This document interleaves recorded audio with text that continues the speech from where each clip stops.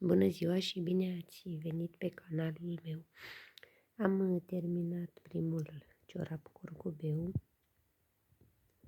și am promis că o să revin cu explicații despre cum l-am făcut.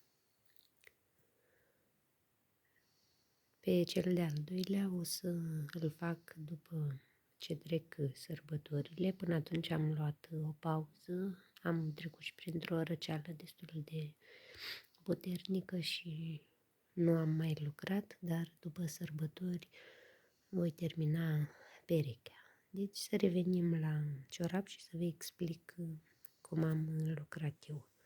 În primul rând m-am inspirat de la o fotografie de pe Instagram.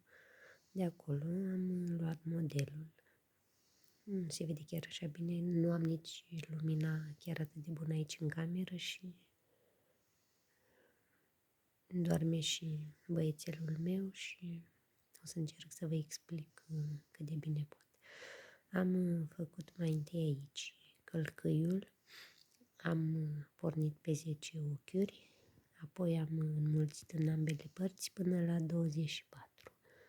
În continuare am folosit culorile curcubeului și am făcut un rând mov, albastru, verde, galben și între ele câte 4 rânduri cu gri. Eu am folosit gri închis și gri mai deschis.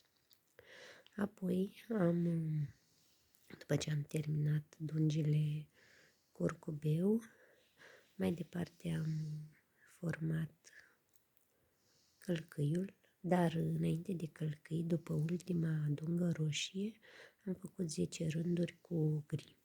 Apoi am făcut călcâiul și după călcâi, la fel, încă 2 rânduri cu gri și aici o să vă arăt eu așa, că se vede bine.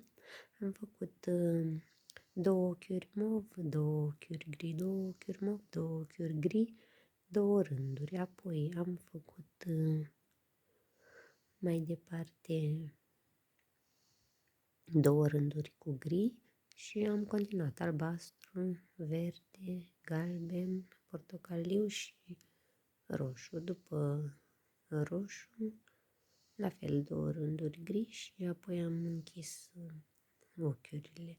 E un model destul de simplu. Eu m-am inspirat de la o simplă poză. Cam așa procedez cu șosetele pe care le lucrez.